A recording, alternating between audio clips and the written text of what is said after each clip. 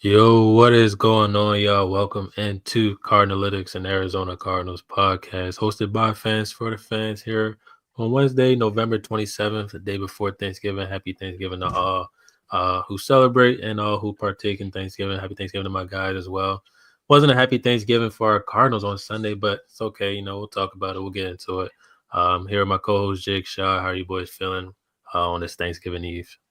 Feeling good, bro. Feeling thankful for a winning record, and thankful to hopefully flush the loss after after last week.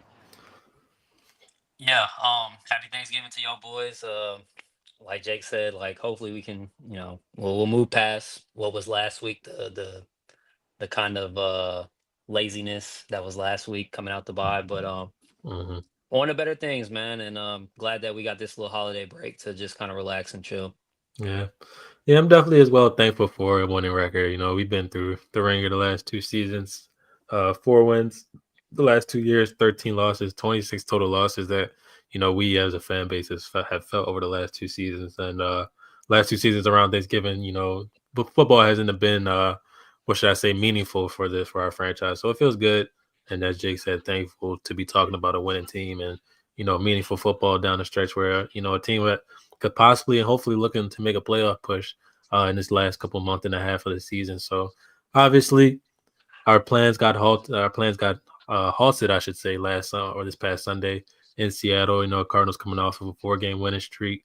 Um, Honestly playing some of their best football, sadly going into a bye. And you kind of could see, the semblances of a bye and taking a break and, not playing football for some guys as it showed on Sunday, where specifically the Cardinals as a whole, maybe especially more so offensively than defensively, just did not show up enough on Sunday in Seattle to have enough of a victory. As we like to do, we start on the offensive side of the ball. Don't want to really go into Kyler too much. I think we've talked about Kyler a lot, but definitely want to get into probably the offensive line, who, as a lot of people would think, was maybe the main culprits of an unsuccessful day in Seattle. What did you all think about the offensive line, how they played or how they didn't kind of show up to play? And what do you make about the inserting Jonah Williams? Was it bad mojo for the offensive line? I don't really believe in that, but how did you guys think about the offensive line on Sunday? I'll jump in here Um, because go ahead, Jake. I'll Mhm. jump in just because it's going to be short and sweet. Offensive line sucked. It seemed like they didn't handle the bye well, I guess, because it Yeah. was just a revolving door up front. And people like the casuals want to jump and blame Kyler, but it's like, dude, no one is having success dealing with what he was dealing with this past game. The Jonah Williams like bad mojo. I don't really believe in that. I just feel like the offensive line just kind of decided to take a 2 week bye week and just didn't show up. So Yep. they got to be better. And Kyler totally bailed him out in his pressers. Like props to him, but pretty bullshit. Like he was taking the blame and stuff, and it's like, dude, if the protection up front isn't going to be like somewhat decent, you just can't expect the offense to yield any sort of success, even if you got a stud back there. So Yeah. gotta be better this week. Obviously, the worst game of the season for the O line. Yeah. Do you think it's real quick, Shaw, before we get to you? Do you think it Um, was that more so like a personnel matchup thing, or like Tristan Colon, maybe he's starting to falter. Maybe we're starting to feel the effects of Will Hernandez not being there on a consistent basis. Like, do you think that's what it was, or is it just more so just like you said, just a 2 week bye break that they kind of took on their own? Yeah, I mean Cologne sucked. Like there's really no other way to put it. I don't mean to sound simplistic here, but he just was terrible. Couldn't stop anything. It looked like he like had like a full Thanksgiving meal plus seconds, thirds, and fourths, and try to like roll out to the NFL field and try to block like just. I mean, any time like Seattle, like let's look at what Seattle really is. Like they're a 6-5 team like us, and they've looked very bad at times. Like they had a stretch of losing like 4 games in a row. Yeah. That's like we made that defense look like the Legion of Boom. They even Mark Sanchez, like the guy that glazes any team that the Cardinals are playing, was saying like this feels like the Legion of Boom, and it genuinely did. It felt like, hey, if our defense isn't getting us the ball back in plus territory, like we're gonna be at a disadvantage. And Yeah, I think you started off with a great topic in the O line because they were just absolutely pathetic. And I tweeted something out too. I ended up deleting it. Just didn't want to kind of have the bad mojo, but like I tweeted Yeah. out pathetic loss. Like team should be embarrassed. Like I said, I deleted it. Like was buzzing for the game. Passion was running high, but it really wasn't the team. Like the defense should have been proud of their efforts. Like I felt like the defensive performance was a win, like on the score or on the record, but the offense and just specifically that O line was just it Yeah. really was pathetic, and I do feel that they should be embarrassed because I do feel like they stayed on the bye week for a second week, and yeah, Yeah. Cologne is awful. So I don't know if you can plug someone else in there. I know Beecham has been playing tackle, but maybe you throw Jonah at tackle and you move Beecham over. I mean, that's obviously getting like deep into the X's and O's, but I mean, what happened can't happen again if we want to have any chance at winning the division. And that appears to be the only way to make playoffs. So, Right. Yeah. Shot, hold on. Nasty work on Sunday. Don't really know what that was. Kind of let Leonard Williams had the game of his life. I don't really know. Didn't say I could Yeah. expect that coming into that game, but what did you take away from that Yeah. performance up front? So after that game, I saw a like pass protection ratings like stat or rankings sheet, and they Mm-hmm. had the Cardinals at 9. I know before that we were much higher. Um, and the pass protection honestly has been great for the last like I'm gonna just say like the last 4 games, like since we Yeah. went 4-0, like the last section half of the quarter of the season. Mm-hmm. In that game they just looked sluggish, like you said, like coming out the bye, like I don't know what it was, but from the get go, I mean, the line just wasn't holding, and you can't expect Kyler to do too much behind that. Even though Kyler played pretty good outside of the one fourth down play that it kind of seemed like, everybody was saying like, oh, this is kind of Cliff Kingsbury-esque era Cardinals football, where we've seen honestly for the first time, like I feel like that was Kyler's worst mistake of the season, him throwing that pick Yeah, six on fourth down. definitely. But you see him kind of fluster where it's like, hey, I need to make some shit shake. Um, but if we don't do that, I mean, yes, the offense underperformed, but like the defense played great. Right. We can talk about the line, we can talk about Kyler's performance all we want, but like the game was there. Mm-hmm. Um, I think we only gave up a touchdown and a late field goal that honestly I'd say that we didn't even give that up because it came with like 2 minutes left in the game. All right. Um, everybody was just sluggish. Which I didn't expect them to be like that. Like I'm like, okay, this is a JG led team. Um, things are changing, things are different. I Mm-hmm. kind of expected everybody to be up to par, like ready to go this week, and they just weren't. Yeah. And we saw that, and mainly, like I feel like the offensive line was the main group that was like slow coming out of the gates. Mm-hmm. So, and obviously that trickles down on Kyler, like a bad Yeah. offensive line coming from the great offensive line that he's had, like the great offensive line performances that he's had. Um, it just didn't bode well for the offense. Yeah. They just We could, nobody. Oh, go ahead. yeah. I was gonna say, and we couldn't run the ball either. So at, Mm-hmm. like, at all, I mean, bro. pass protection wasn't there, run game wasn't there. Like, it just literally nothing wasn't there. And I'm not gonna sit here and say that it's because Seattle's defensive line is just like that great, like because they're not. Like, I don't know.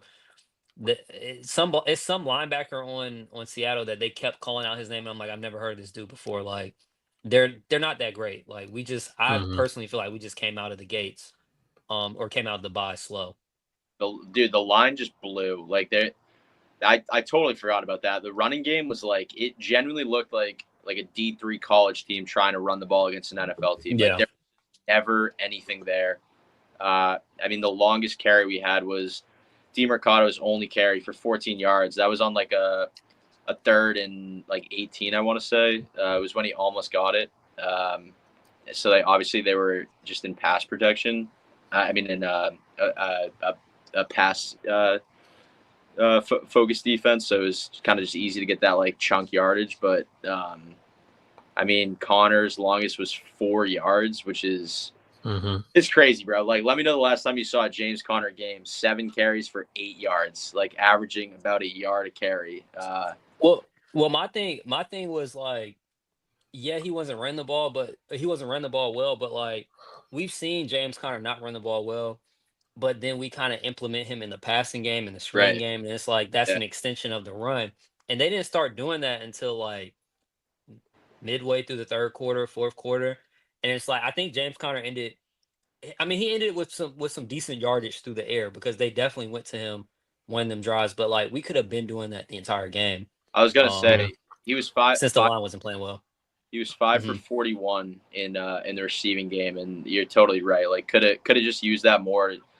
I mean, like when the Cardinals' offense is like in a flow, and we've seen it many times this year. It's like the offense is just getting chunk plays down the field. Like, it's a run here, it's a pass across the middle to McBride here, and then it's a dump off to Connor that he takes for 12 yards with ease.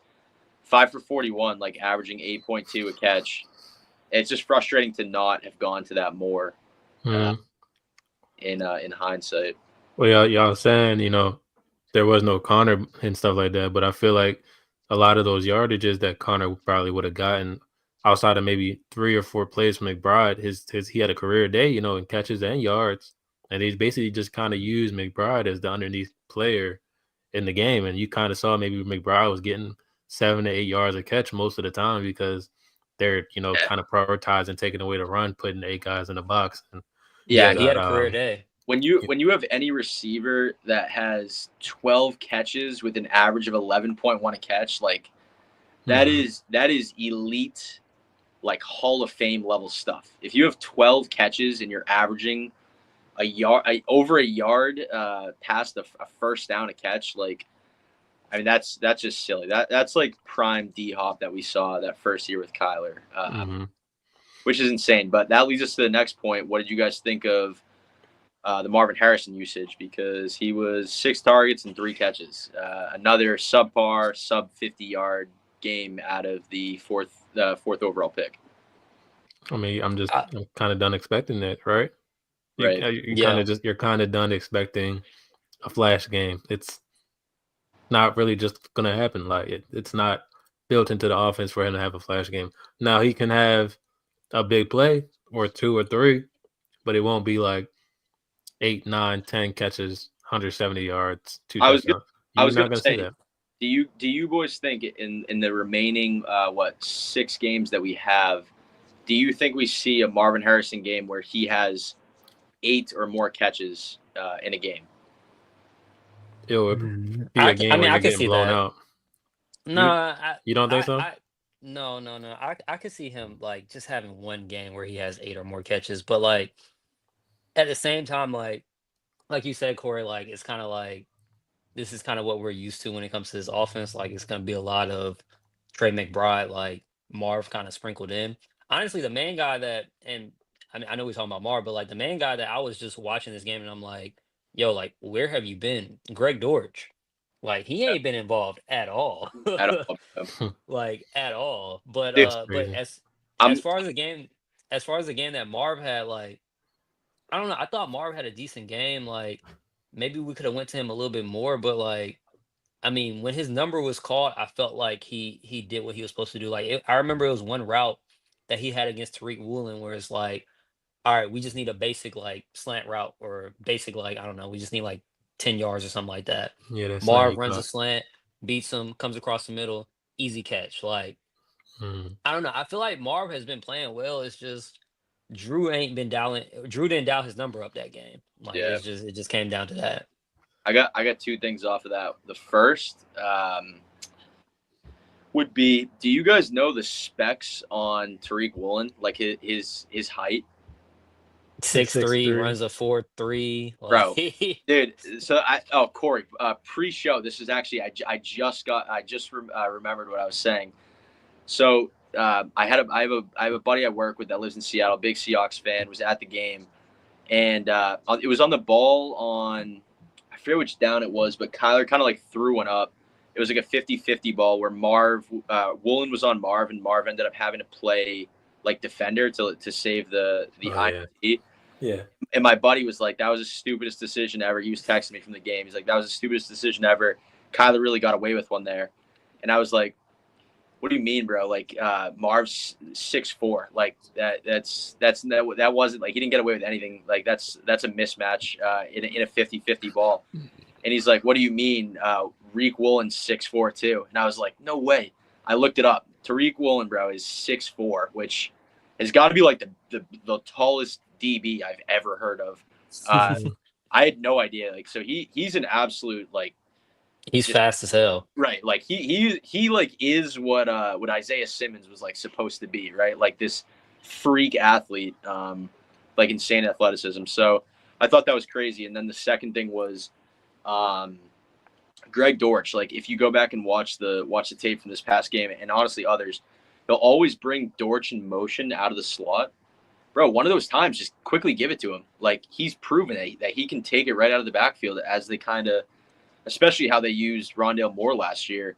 Like I'd like to kind of change that up so our offense becomes multi-dimensional rather than motioning him across and then force feeding the guys that are always getting the targets. Like let's get this guy into the game a little bit more. Like he's not Tyreek Hill, but he's like a little water bug that can definitely like And make things happen with that twitchy speed. I'm glad that you kind of brought that up because like I feel like every time I watch a game, like obviously we've been doing good lately, but like still every time I watch a game, I'm left like, okay, how can the offense get better? And it's like, can we have a deep threat? I don't care if Greg Dortch, like if you don't feel like he's the fastest guy on the field, like run him down the field, like have somebody out there to stretch the defense like deep because teams are just like, I mean, Seattle basically was just like, we know y'all aren't gonna throw the ball deep. Like, we're just gonna force y'all to kind of just dink and dunk the entire way down the field. And Kyler, you know what I'm saying, he ended up making some mistakes this game. Like Yeah. I feel like they need to I don't want to say they need to like switch something up drastically, but like we got to start incorporating some type of like deep routes or like deep shots, some 100 type of plays where we're stretching the defense. 100%, bro. I'm glad you said that too, because I wanted to bring up too. It like we're probably like the worst team in the league as far as like those like deep balls go. It seems like I haven't seen Kyler connect on a deep ball since Rondale Moore in the end zone last year. Like a Yeah, obviously week 2, right? He had like he had like against yeah with Marv, yeah. right, like he had the one to Mhm. Marv that he like ended up stretching and reaching out, and then he had that other like 30+ yarder that Marv made a great catch on. But dude, in my eyes, like the surest pass catcher on our team is Trey McBride at the moment. Mhm. And then number 2, in my opinion, is clearly Michael Wilson. I'd like to start seeing him like start setting Michael Wilson on like some deep like go routes, post routes, and just throw it up. Like he's like 6'2", 6'3", but like big bodied athlete that, in my opinion, plays a lot bigger than he is. Like in my opinion, he plays bigger than Marv. Like I would feel more comfortable about throwing up a 50-50 jump ball to Michael Wilson than I would Marv at this point. And like you saw that last week. You got 2 defenders, and I believe it might have been a DB or a corner and a safety. And Kyler just throws one up, like floated it perfectly, great ball. And you see Michael Wilson just make the, not even like over the shoulder, but like basically like completely facing backwards, making a Bro, great, that was an insane play. insane play. And I feel like that right there. And it was funny. I was listening to Kyler's presser today, and I believe they asked about that catch. And what I wish he would have said was, I wish one of our reporters would have asked him, does a play like that instill extra confidence with you with the particular receiver? I wish they would have asked that, because I feel like it has to. Like seeing him make that catch, like that D hop type of like wow factor catch has got to like kind of justify giving Michael Wilson some increased contested catch opportunities. Like I said, at this point, it's a crazy statement, hot take maybe, but I feel like contested ball, I want McBride, and then I want Wilson, and then I want Marv. Nah, I don't think that's a hot take at all. We watched Mar bobble a ball this past weekend, a easy catch. Like I don't Wow. think that's a hot take at all. Yeah.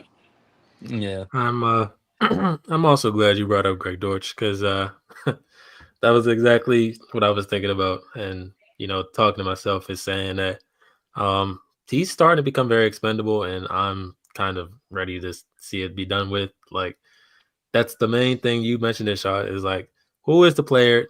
Like Marvin clearly is a little bit slower to get down the field as a decoy route, whatever the case may be.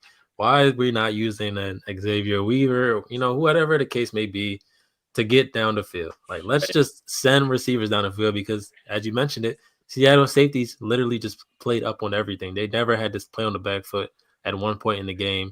And that's kind of like the biggest problem with a lot of stuff that we do is that we don't put any vertical pressure on the defense. And you're going to see a lot of that coming up on the game next Sunday where they're going to take a lot of vertical pressure and put it on us in Minnesota. And we got to see how some of those guys react to it. But like sticking with this game is I'm with you there. Like I'm at the same time, like it's hard to say like you can trust, Marvin to be the guy to come down with catches, even though he was very close to coming down with a crazy catch on the side. No, that was If he gets insane. if Yeah. he gets an extra toe down, I'm still kind of questioning the policies because it makes sense why it would be a touchdown, but obviously the right foot never comes down in bounds. So Yeah. you can understand the rule, but I would love to see that. He gets a foot down, the other leg taps the pylon on the inside of the pylon. I feel like that kind of justifies a catch, but go ahead, Jake.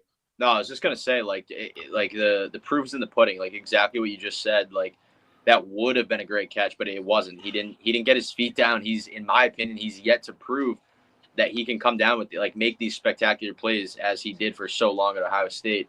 Mhm. The one that he's had all year, the one catch he's had all year that really made me say like, wow, this guy like he can make plays for you was that one against the Rams, and we don't even know if that was truly a touchdown, like in the back of the end zone. So in Mhm. my opinion, like I love Marv. I don't want to slander him at all, but he's still got a ways to go, especially if he's going to be as slow as he is.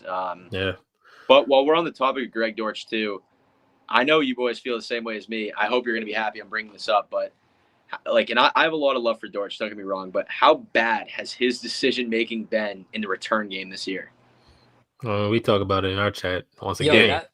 that was a terrible decision that he made to bring that ball out. I forget when it was, but it was like DJ Dallas is back there, like, don't bring it out, like, just let it go. And then he catches it and he tries to take it. I think it was right before the halftime and almost costed us points before the halftime because Seattle got the ball back. Yeah. Like, I feel like that's just the pressure, not the pressure, but I feel like that's just like him saying, I want to make a play because 100% I haven't touched the ball. in the offense, Like, 100%. yeah, yeah, he hasn't touched the ball in offense. Bro, but like even still, it's like on these punts where it's like, dude, just fucking fair catch the ball. He's letting it go. He's letting it go back. It happened like 3 times in the Seattle game alone. And Okay. the punter is dialed in, like, all right, bro. The first time, maybe let it go back and see if it bounces forward into the end zone. After that, when you know that this dude is dialed in and he's putting like the backspin from hell on this ball, fair catch the ball. Like, Right. dude, how many times did he? It was literally 3 or 4 times that he screwed us. And I will say, like, I think Kyler Murray is a world class superstar, but we have never had success, or we have rarely had success starting from inside our own 20. And it's like Dortch, like at least fair catch the ball to get it at like the 14 instead of the 3. Like it's like, dude, how many times can you let it just go back? And even some instances, Yeah. he might have been able to receive the punt and get like 4 to 5 yards, which doesn't Yeah. seem like a lot, but in the battle of field position, it's massive. To his defense, like, I mean, obviously I don't watch Seattle every game, but like the announcers kept saying how like their punter has been shit all year. Crazy, So it's like maybe he was expecting like, okay, the guys are just gonna punt a duck and they'll like, bounce it and go into the end zone. But like their punter, compared to what like the announcers were talking about, their punter was balling bro. this I'll past give weekend. you that twice. After it happens twice and he Yeah, dots, twice. Yeah, I feel you on that. start fucking fielding the ball. Yeah. But while we're talking about the punt game, real quick, do you guys want to guess how many punting yards the Seattle punter Michael Dixon had versus Blake Gillikin? total yards punted throughout the game. It's pretty astonishing. 150 to, I don't know, like 25 or something, 40. So Seattle punted for 218 yards throughout the Okay. game. We punted for 310 yards, dude. Like, props to Gillikin, but like 310 punt yards just goes to show that we were backed up way more than we should have been. And that equates to just losing the field position battle. Like every single time. 310 punting yards is absolutely absurd. Yeah, it's a nasty sight to see the unsuccessful nature that this offense was in, and hopeful they can bounce back. I mean, Minnesota has been a defense that kind of can have success, or wide receivers can have success on, and we've seen that over the last couple weeks against them. But I'm still very questionable of if Petzing can put together a good enough passing game and concepts to kind of defeat Brian Flores. I think this is probably going to be one of his toughest tests of the season so far, and how can he handle this situation that Brian Flores is going to present, and like offensive line. My biggest worry going into the next game, especially with offense, is that they like a lot of the sacks they gave up was just because of low communication, like that first Boye Mafe sack, where literally like nobody pointed out anything. There's a guy creeping on the line of scrimmage, a linebacker, but nobody points him out. Nobody says anything. Nobody communicates. And they go out there and then, Mafe just gets on the edge free because nobody's communicating of a proper slide. And who knows if that's on the quarterback, if that's on the center. Like, we don't know how the Cardinals go about their protections, but like, you're going to have to, communicate, talk, and be aware because they're going to disguise and bring guys all the time. And it's going to look like kind of what we do on defense a little bit. As you guys saw over this last weekend, like there was a lot of mugging on the line of scrimmage with our defenders, a lot of guys bluff blitzing, backing off line of scrimmage. That's kind of what was confusing Geno a lot. So it's going to be a big test for this offensive line to handle that, especially because they have, dynamic guys coming off the edge in Dallas Turner and Jonathan Grenard. So those are two kind of guys that kind of have the speed and bend to keep Kyler Murray in the pocket. So it'll be a big test for this offensive line coming up on Sunday, I think. Just the big test in general of going to Minnesota and winning in a place that the Cardinals haven't won in years, honestly. Almost, I think, 50 years, I think is the notion. So, but, offensively, I think there is, hope for or optimism of, that they can get back to what they were doing. Obviously, they've been a great ground and pound team. So, if the offensive line can get back to that and, our guys, especially Kyler, can get back to kind of how he was pre-bye, we should see a nice game in Minnesota. So, defensively, I mean, that was one hell of a performance. I mean, we kind of talked about the defense, Jake. You mentioned it up and down, but last month, basically, they've been up. You're right. They've been a team that's kind of taken by surprise, and I now are kind of a top half, almost a top 10 scoring defense, which I don't think any of us would have thought they would be. But at the end of the day, being almost a top 10 scoring defense, that means you're keeping the games low and they're giving your offense a chance to. We know this offense hasn't been, a lot of points wise, but they have the ability to put up enough points to capitalize on what the defense has been giving up. So, talk to me about this defense. I think some of my notable standouts from this last game is David Collins. Both of your D tackles, LJ Collier and Dante Stills, big standouts there. Rabbit had a couple plays, but he kind of also was the one that allowed JSN to run that fake bubble into the slant screen, and he kind of was the one that was out of position. And it's not his fault, it was a That's a good tough play play to design. make. Yeah, It's a good play design. So, but overall, the defense once again, Buda Baker is flying around as well. Made a ton of plays. The DBs, SMB, once again giving up yardage. He didn't play too bad though. No, he didn't play too bad, but he was giving up yardage. I mean, it is what it is. That's kind of the notion of him and what he does. So he could have been worse, in my opinion. Yeah, he could have been much worse. So overall, I think the defense, had a good game, but is this kind of, level of one touchdown a game, maybe 15, 17, maybe 20 points for the offense? Is that going to be, doable the rest of the season with some of the offenses that you got coming in? Especially, I mean, you have two Panthers and Patriots offense who on paper don't seem like they'll be, very formidable. Who knows where the 49ers are going offensively with some of the injuries that they have. So you have them week 18. You see the Seattle offense again next week, but So some would argue probably that this test upcoming and then the Rams on week 17 will be the toughest battles that you have offensively coming up. Is this kind of like the way that this defense is playing? Is this sustainable for the rest of the season to help this Cardinals team hopefully get to the playoffs? So Yeah, you go. I was gonna say I would say yes. The answer to that question, yes. I feel like it is sustainable. This defense, like this past week, like I don't know, like they didn't do anything special per se, but Mm-hmm. like just the consistency that I've been seeing from this defense and like the level of play from the DBs this past week is giving me confidence to where I feel like this is this is this is gonna be a mainstay. Like this is Mm-hmm. gonna be what it is. Um, you didn't mention Garrett Williams. I want to give him his flowers real quick. Oh Like yeah, I my, feel like my, my Garrett bad, Williams G has Money. been I feel He's like been Garrett balling too. Williams has been like absolutely going crazy these past couple of weeks. Last week I think he only allowed like one catch for like 3 yards. He had the Mm-hmm. clutch pick in the red zone. Um, I'm gonna just straight up say it, like I feel like he's playing like a top three, top two, top three nickel cornerback or a slot cornerback in the league. He's just been going crazy. Like literally, like JSN had been cooking people left and right. Like he cooked the Rams, he cooked the Niners, and yeah, he had like what 60 yards, 70 yards, and a touchdown against us. But like 50 of those yards came from a Screenplay. design screenplay. Exactly. Like they intentionally did not throw the ball Garrett Williams' way, like in the slot. Mm-hmm. So I think that speaks volume to the type of player that he's becoming. And we continue to see this defensive line like Dante Stills, Baron Browning, Zaven Collins, like make plays when we need them to. You throw in Darius Robinson, I'm gonna keep saying it, like eventually we're gonna hit a point where we're gonna have like an influx of talent. And like Right. Darius Robinson, hopefully next week is like the start of that. The defensive line is gonna keep getting better. Like I feel like this defense, what we saw this past week, giving up one touchdown, even though yeah, we gave up 17 points, but a Yeah. pick six and then a Yeah. field One goal with touchdown. like They only give it one yeah, yeah, yeah, touchdown. yeah, one touchdown.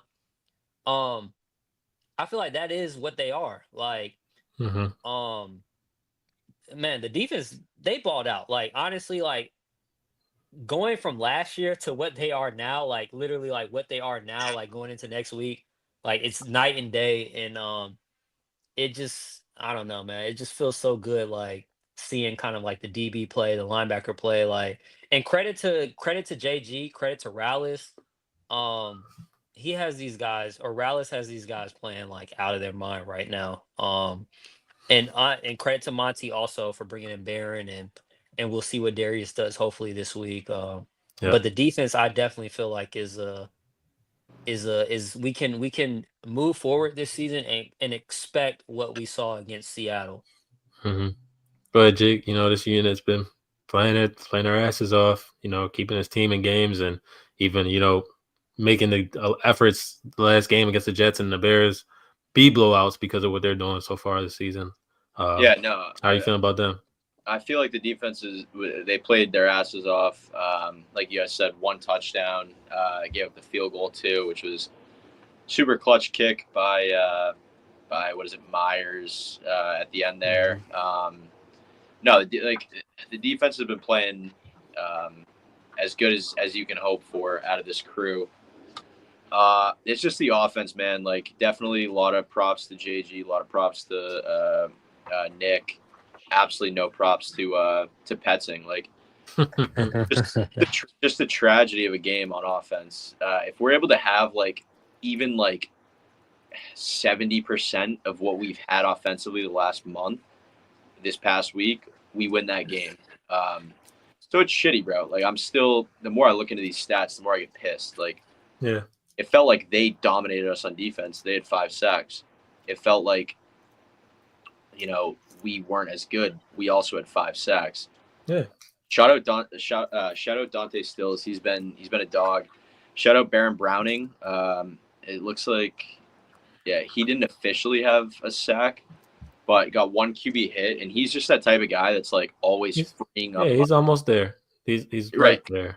So he's and by being almost there, being right there, he's opening up other guys to go and make the play, which is Mhm. great. Obviously, you hope to get Darius Robinson back this week and just kind of add to that. But yeah, bro, the more I look at it, the more I say like offense just didn't come to play outside of Blake Gillikin. Like special teams didn't come to play. Um, so if we're able to just kind of like go back to what we've been doing and the defense can continue to remain like above serviceable, which they have been, I feel good going forward. Just offense got to flush whatever the hell we just watched was and move on. Yeah. But defense has been solid, man. Like defense, especially if you're able to get Darius Robinson back this week and he's able to play 6 games, like maybe finish the year with 3 sacks or so. Like I think that would be huge for the cause.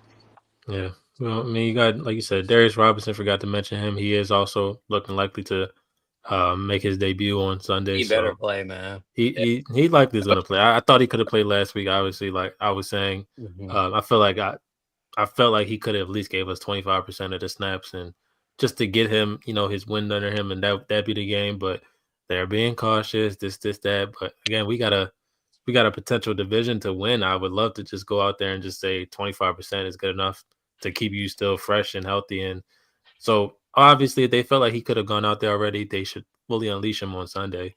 And And I was gonna say, and I just want to say, like, it's so crazy to me that like everybody knows that we have Marv, obviously, like top 4 pick, top 5 pick, like, but people forget that we got a first round pick when defense also like pick what mhm, 28. Like mhm. we need 20. that guy out there just as much as we need Marv out there on offense. So like hopefully like he better play this week. Like he could Mhm. like I agree with you. He could have played last week. I feel like he could have played last week. Bro, he could have played last week, but that was like the whole like trap game of it all. It was like, oh, like we don't have to rush him back. Like Seattle's kind of like, we've been rolling, and they just went into the game like so damn lazy, and you just got Yeah. punched in the mouth. So had I For, known, for for their credit though, that side of the ball kind of still played to their Yeah, level and that's stuff like true. that. And Yeah, that's defensive true. uh, side, defensive side, and, absolutely, may, and may, maybe they felt like obviously they kind of proved to us that they not gonna say they didn't need him, but like they could have gone another week without him, playing and keeping him, continuing to allow him to get fresh and healthy and as healthy as he can be for this final push. I will Yeah. say though, a great football team, which we are not yet, can win a game with their defense, and we're just not quite there. Whereas, like, maybe if he was able to play, like, instead of Mac Wilson letting Gino get that ball off that should have been intentional grounding, maybe Darius Robinson comes in and absolutely Mhm. lights up Gino, and we get the safety in that instance. Yeah. Um, And I'll be honest, like I'm not gonna say I sat here and watched Mizzou football my entire life, and I I know exactly what type of player he is. I know him from highlights. I know of him from physique and stuff like that. So he had a couple of plays, obviously against New Orleans, but I need to you have to prove to an entire fan base kind of who you are, and like again, like a lot of us, a lot of you all, like Shaw, Jake. I know you guys are college football savants. I'm not gonna say I am, but I pay attention a little bit, but. We have a lot of fans that are college football savants, and Dave Pash mentions how he called that the Cotton Bowl with Mizzou and Ohio State last year, how he felt like Darius Robinson was one of the best players on the field. Well, he's going to have to show that to me, a person that likes the Cardinals and wants the best for the Cardinals. And um, obviously, if they're holding you back because they feel like they want you to get super healthy, and you were a player that, according to reports, was the most dominant player on the field in training camp, you're gonna have to show that to me. I didn't watch training camp, buddy, so right. I need you. I need you to go out here and I need you to be very disruptive if we have a 4-man rush, because that was the difference in the game. They rushed 4. Leonard Williams was in Kyle Murray's lap. We rushed 4. Stills might have maybe got a little bit pressure. LJ Collie might have maybe got a little bit pressure. Maybe they had a stunt that almost got in, but it didn't really quite finish at the time. And Smith was able to reset cleanly and make a dime. And Kyler Murray sometimes was able to reset cleanly, but he kind of was rarely able to ever reset cleanly because it kind of engulfed the pocket on him. So I need Darius Robinson to be able to do that to the other team. And if we can rush forward and put Sam Darnold under a little bit distress and still have 2 guys on Jettas, stay over the top of Addison and kind of keep Naylor and Hawkinson under control. We haven't really got beat by a tight end yet this year, but we're going to get tested, I think, heavily on Sunday. So it'll just be interesting to see how Darius Robinson can affect the line of scrimmage, because you're going to have to prove that to an entire fan base that's heard rumors and, stories about you, but you're almost like a folklore at this point. Like, we have to kind of be proven to see if this is true or not. Yeah, I mean, senior, And then, no, go ahead. I was gonna say senior year at Mizzou, 8.5 sacks and 14 tackles for loss. Like, he's clearly a game wrecker at 6'5", 290 pounds. Like, this is exactly what this offense needs. And like, the casual fan wants to complain about Monty not doing more at the deadline, but Rob Browning in, who's already started to. I don't know if you boys. I don't know if you guys. You're good. We can hear, but you're good. Yeah, Minnesota Vikings spy. Yeah, you got some sort of plane coming in, but yeah, bro. Spy I mean, plane. yeah, to bring in Baron Browning, traded for like a 6th-round pick, who's already come in and started to disrupt the passing game for the opposing team, and then to add Darius to this, like, if you look at it too, like, as he kind of went through school, looks like, yeah, he redshirted, or maybe it was an injury. I don't know. He was able to play 5 years, but it looks like he played like 5 years. He played a long time. They saying him and Zaven are the same age. Yeah, him and Zaven. I saw that too. Weird. But you see, like, he had one, like, his first year really playing, he had 1 sack, 1 tackle for loss. His second year, he had 1 tackle for loss, no sacks. Junior year, 6 tackles for loss, 3.5 sacks, and then senior year, 14 tackles for loss, 8.5. So he's clearly just like on this up pattern. Hopefully he can just come in at his 300-pound, 6'5" self, and hopefully him and Zaven can just wreak havoc off those edges. We'll see, man. I think they're gonna move him around, like, inside outside type of deal. But I just gotta see it. Kind of like you said, Corey. Like, yeah, I watched him a little bit in college. Obviously, we're all familiar with, like, the highlight tape, but he's got to come in and prove it. Like, we've waited 12 weeks and kind of hearing about this guy. So if he's able to play and just notch like 1 sack in this upcoming game, it would just do wonders for this defense, for the fan base, for the overall morale of the team. So excited to see what he can do. Yeah. Yeah, and I was gonna say the last little thing that I was gonna say in terms of the defense, like, yeah, we're talking about like Darius and like the juice that he can bring, but like the defense played great against Seattle, but y'all gotta like start wrapping up making tackles. Like, I don't know how many times, like, not just against Seattle, but all year, where it's just like we'll rush the quarterback and like I don't know what we'll do. Like, we won't wrap up. That's all I know. We won't wrap up. So like happened against Josh Allen. Yeah. We've gone to the quarterback like a lot better than any of us expected, and exactly to your point. For sure. We might lead the league in like quarterback like broken sack plays. Like, it's actually sure. It's ridiculous. Like, I don't know. Obviously, I don't know what they're coaching, and like, obviously, like the game is a different thing than practice. But like, man, it's just so frustrating to watch like them like get back there all the time and not be able to secure the tackle. Yeah. So that's one thing that just, I feel like if that changes, like, fuck a Darius Robinson. Like, yeah, obviously he'd be great to the defense, but like, y'all convert and make tackles on like half of the plays that y'all have, half of the opportunities that y'all have, then we're straight. Like, we're not even talking about this. Like, we're straight. Yeah, this defense has to wrap up. Like we mentioned it time and time again. Like, when you have to break down towards the quarterback, and Geno Smith, he's deceptively elusive back in that pocket. So you kind of notice it each week that we go out there. It's like, okay, Matt Stafford, we know he's not going to move around, so we can just kind of headhunt him and when we dive in. But these weeks where you're facing a guy that Josh Allen, he's able to break sacks, but Geno Smith and Jordan Love, these type of guys that you kind of don't really know that they're going to be able to break sacks until you kind of go out there and realize, oh shit, they're kind of 6'3", they're all of 215, they all kind of do have a little bit of elusivity to break sacks and stuff like that. So it's time and time again. Like, I mean, we're talking about down the stretch. Sam Darnold is also one of those guys, and Jake, I know you mentioned it a little bit earlier, but like, he is a statue, but to the point where it's like he will kind of get a little bit mobile. Like, I think I saw something today where him and Kyler Murray had the same amount of like rushing attempts, and that's obviously not always manufactured, kind of how we do them, but clearly they trust him enough to put the ball in his hands to make some type of play like that, and or him scrambling, to escape sack. So, um, it's going to take team effort, team rushing, like that comes with understanding that you're going to be free. This is the stunt created for you to be free. You need to, when you get to the quarterback, you need to make sure that you have a wide base in order to not allow him to move in any direction outside of when you grab him, because we're getting, like you said, we're getting there. It's just got to finish it, and the finishing is kind of what produces wins. So, if this team wants to win, they have to produce finishes, and I feel like they can get there, but it's going to take obviously a team effort to get stops as the season goes on. I'm confident. Like Darnold does not scare me as a scrambler. I'm very confident we'll be able to get to him. If we had five sacks last week, I think we get at least 4 this week. Mm-hmm.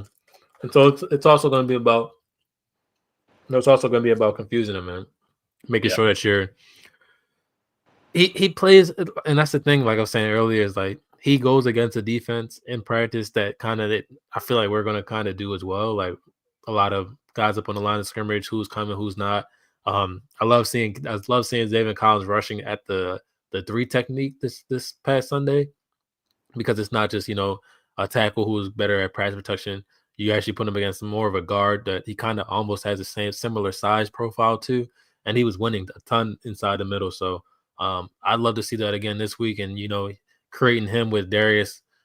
Sometimes you could just send Darius on a in between 2 guys, and then have Zaven be the guy that loops around. So you're in a good position to really mix and match when Darius is up there with Zaven Collins with a bunch of other guys. And obviously they're missing their other free agent signings, and BJ Ojulari, who would have even made this defensive line maybe even a little bit better. So, but I think obviously as we talk about into next week, like, do we trust JG to rally the troops together to bounce back, to get a win in an environment that not a lot of Cardinals coaches in the past 50 years have been able to go into and win? Like, are we trusting of this man to have us in a bounce back effort, as we kind of have done a couple of times this season? But it's not quite off of I would say as positive as of a loss. Maybe that Buffalo, going into that Rams game after Buffalo, where it's kind of maybe a positive loss right there.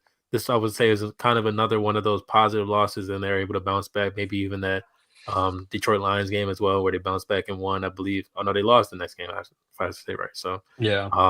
so yeah, so like kind of like that Rams game after Buffalo, where it was you coming off of a positive loss. Or do you all think that JG is deserved the trust from the fan base, to have the faith that this team will bounce back and have a more of a competitive effort than they did this past Sunday? I guess let me go quick. Let me go first before you, Yeah, Jay, go because ahead.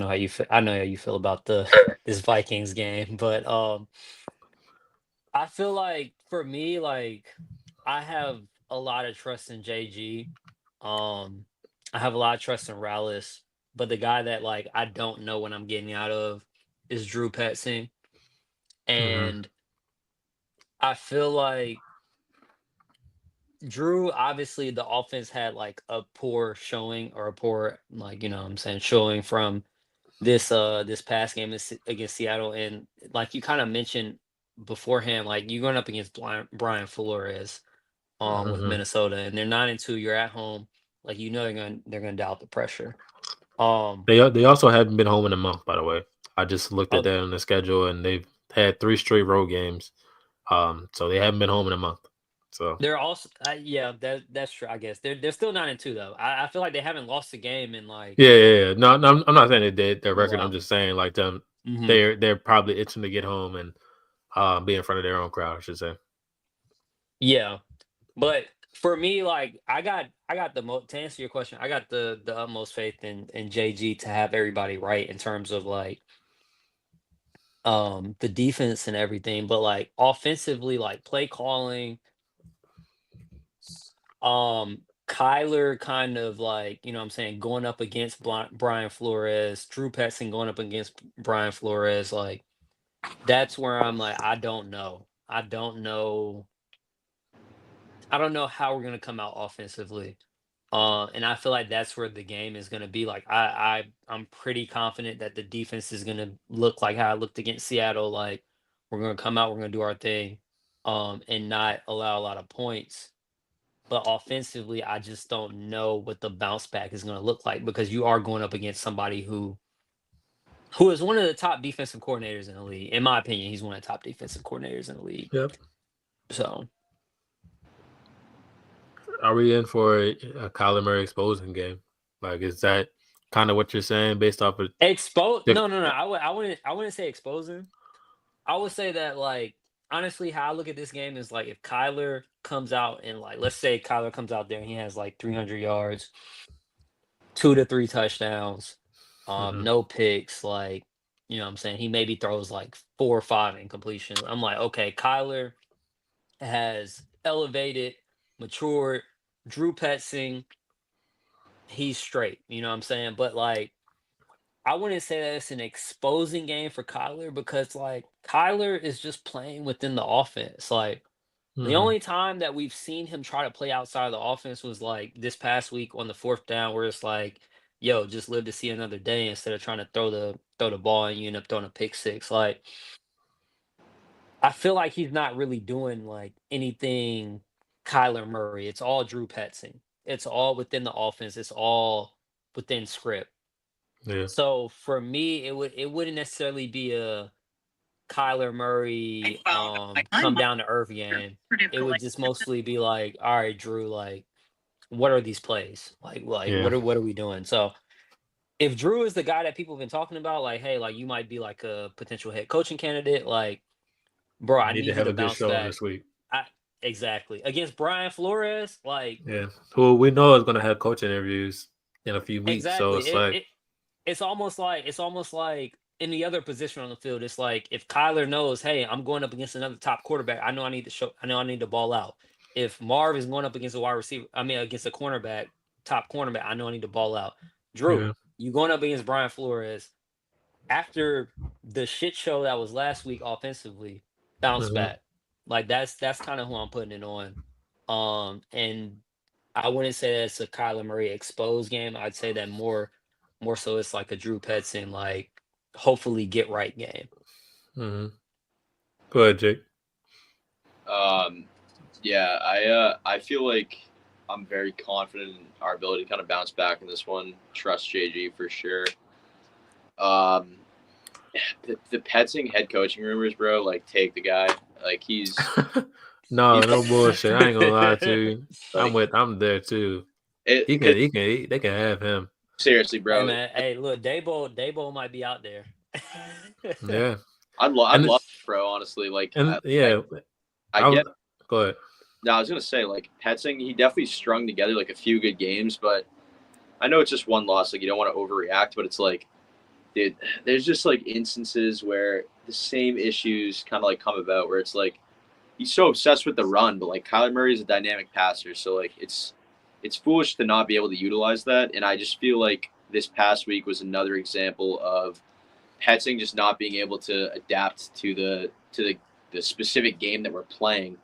Hmm. Seattle was like very beatable, even with like everything that was stacked against us. The hangover off the bye, like that was a winnable game. And Petzing, like I was hoping at halftime, like all right, it's gonna be completely different. And it just like didn't really change at all. I just feel like his schemes are very basic and Yeah, super easy to defend against. Like you guys said, like we didn't try to stretch the field at all. Taking that element out of the game just makes it so easy on a defense. So in that regard, it's like almost like our offense is easy to scheme against. yeah, So and everyone wants to give Petzing all this credit, but in my opinion, I feel like we just have like a very solid to above, definitely above average, like overall offensive personnel. So I don't really want to give Petzing really any credit, to be honest. So head coach, like go ahead, bro. Like go over to the Jets and go win 2 games. I'm totally okay with that. But as far as like the overall game, I am confident in JG's ability to get the team ready to bounce back. And the Kyler like question that you guys were kind of going over, no way he's gonna get exposed, bro. Like Minnesota's got the number 1 D against the run, so maybe Kyler goes off for another 280 plus yards. And one thing I will say though is he's definitely got to start getting the ball in the end zone. Touchdown passes hmm, are definitely down compared to league average. So like to see that get going. But he knows where he made the mistakes. Like he admitted he missed Trey a couple times in the end zone, but he did throw like arguably two touchdown passes, one to Marv that should have come down, and one to Michael Wilson that was called back. So, like I said, Mhm. overall, like the more I talk about it and think about it, like it was just a wonky game. I'm not super worried about Seattle. I do think they could lose to the Jets this week, and I am confident that we're going to bounce back against Minnesota. Oh, you think Seattle lose to the Jets this week? I don't think it's like set in stone, but I think it's like a very I think there's like a very decent possibility that just with all the talk like Rogers smearing, I could see them going and just kind of like winning a wonky game. There's also like question if Brees Hall is going to play or not, and I think Yeah. Braylon absolute beast at like 225 out of the backfield, and I think that could help them out if he ends up getting the nod to start. And like Hmm. I wanted to mention this earlier too. Like Seattle, they played a great game against us. Like a lot of props to them. They look phenomenal defensively, and their offense definitely had their moments. But like I said, like I can't stress enough. I do feel like it was just hangover off the bye for us. Tough Yeah. environment playing, like shitty weather. The 12th man was alive for sure. You could hear it on the TV. Like they were making it really difficult on us. And it was just like a fluky, like shitty game for the Cardinals. But it's so One funny. hundred percent. But it's so funny how like the media just instantly starts glazing the hell out of Seattle, and it's like, bro, Mhm.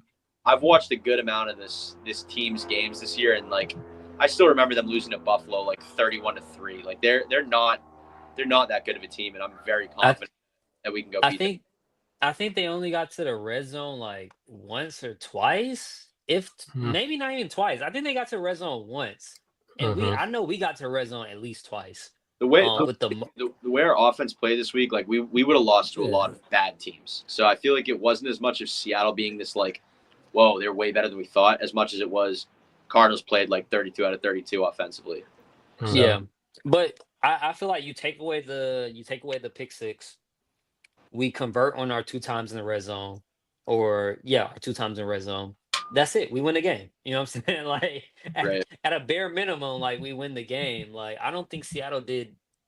Honestly, I don't think they did shit on offense. Like our defense played great. Like obviously we got them in 2 weeks, and like obviously we got Minnesota Vikings coming up next week. But like I feel like we're gonna split with them when it comes to Seattle. agreed. Yeah, it's one of those games where it's like you kind of because a lot of our offensive possessions got halted by our faults, where a lot of their offensive possessions got halted based off of them, getting Yeah, sacked, or like we ended a lot of their drives. We kind of ended our own drives, if that makes sense. And yeah, like you gotta be able to take advantage of stuff like that. Like obviously, like we mentioned, the pick six is obviously the biggest detriment to the success of the game and the differencing matter of the game. And I think I wrote it down. Hold on, I had it right here. I mean, there's probably like obviously, people talk about in a game where it's like 4, 5, 6, 7 plays that can change a game, but in this game, literally, it was literally 3, 4 plays that like really changed the game. Where it was like Lucetta not getting out in the flag coverage on JSN's touchdown. I mean, you had the missed tackle on JSN on the screen that allowed him to get the yardage that he had because Stills was right there once he caught it off the screen, but he just kind of missed that tackle. And then obviously we talk about like I mean I remember the play in the first. I think it was the first quarter or the second quarter. Trey McBride caught it at the first down marker and he fell flat on his face, which moved the yeah. ball back behind the line of We scrimmage had or to the punt. line to gain, and we had to punt it. And we were talking about that in Mhm. the chat, like, oh, I would have went for that, but obviously some of their fourth down play calls, I'm glad we didn't go for it. But like just stuff like that where it's like, you're an inch away from continuing to drive, holding the ball for another 2.5 minutes at that point. So I mean, they just have to be able to lock in. I mean, when they made that kick to go up 16 to what was it, 16-6? I think at that point, 16-6, or no, it was 13-6, I think maybe at that point. And Kaiser Mhm. and Smith threw the ball, it hit off of Kenneth Walker's hand, and Kaiser was And right, we almost had the pick. yeah, half Yeah. inch away from getting the pick inside the red zone. It's just like Mhm. small things like that. Then the ball didn't bounce your way enough, and I'm trusting of JG to be able to get these guys bounce back in order, like and And not be too we worried didn't about score the loss. we didn't score a touchdown this game. So like you score a touchdown, you convert a touchdown like just once by the time you get Hmm. to the red zone, like those plays aren't even as big as like what we're talking about them right now. But like literally, like I felt like Seattle offensively couldn't do anything against us except for run a screen pass. Yeah, Yeah. and it's like I know a lot of people mention it. Like I thought that the storm, that bad storm where people didn't have power, they didn't have power. I know people thought that might have worked in favor of us, but I thought that worked in favor of them because they get to rally the troops and a whole hum effort of getting the band together and fighting Mhm. for the city, this that. So like they had a lot of mental factors also playing into the fact of them being successful. They hadn't won a game at home all season. That's another thing that plays into the way that they want to perform versus us as a team because we're not walking in there like the 49ers, like, or the Eagles or the Lions, like a team that automatically demands you to give you your playoff effort every time. But when it's a division opponent and you haven't won a game at home and they are technically, at least we were at that point, number one in the seedings, and if we win that game, we're separating ourselves from the entire division by 2 games. It's like that kind of stuff right there is plays into their hand a little bit more than it plays into our hand on top of us coming off of a bye. And it's not excuses, it's just kind of the matter of the fact that this is what the team kind of went through at this point. So I'm also faithful that, like I said, I'm also faithful with JG to be able to get the guys to say, we'll bounce back, we'll get it together, and we'll try to go out there in Minnesota and get a dub. Game predictions, score predictions. I Or love Hey Jake, it's on you, bro. it. Yeah. No, happy to get back into this. I almost feel like since we didn't do a pod last week, I kind of jinxed us. they ruined the momentum. Yeah, they did. Undefeated. When I give the prediction, I'm gonna say Cards take it. I'll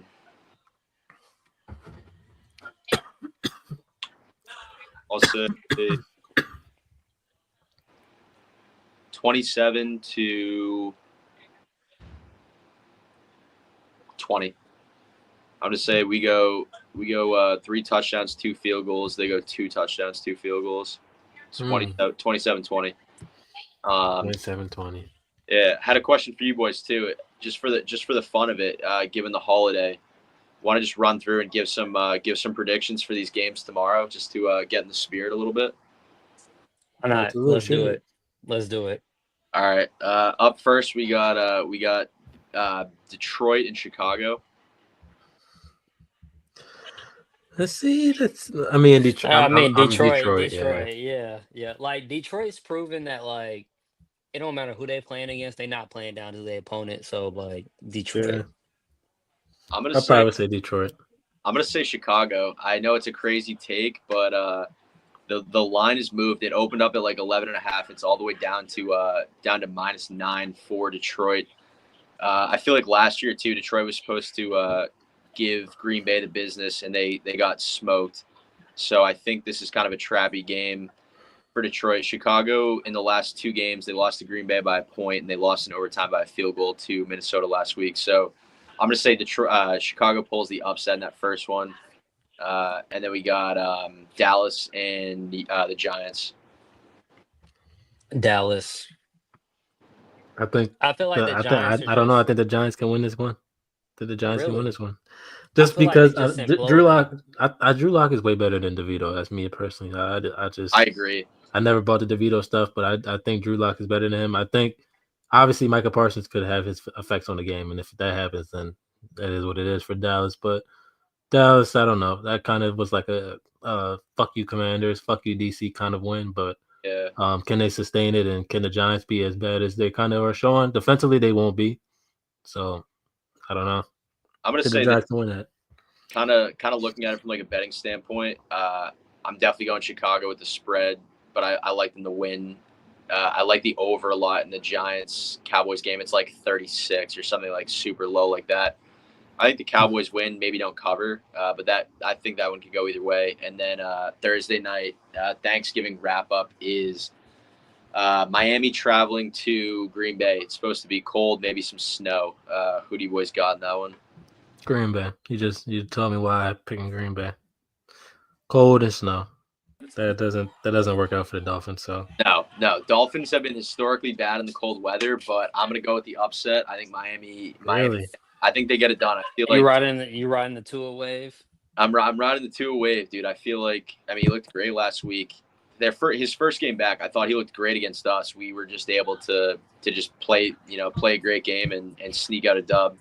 But I feel like with Tua in, they're just such a different team. They've strung together some great wins, and they're still in the hunt in the AFC. So I think, I think Miami gets it done. I like them outright.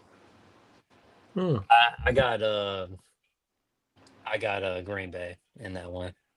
Yeah. I kind of agree with Corey. Like in the snow, like I don't know, Tyreek ain't really been doing nothing. I feel like Tua kind of comes back down to earth.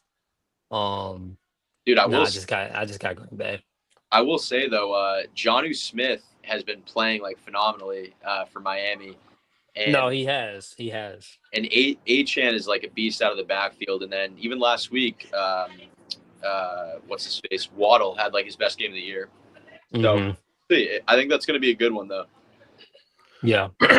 So Yeah, we'll see. We'll see if they can put it together. Obviously, they Tua came back and we caught it. We caught that game.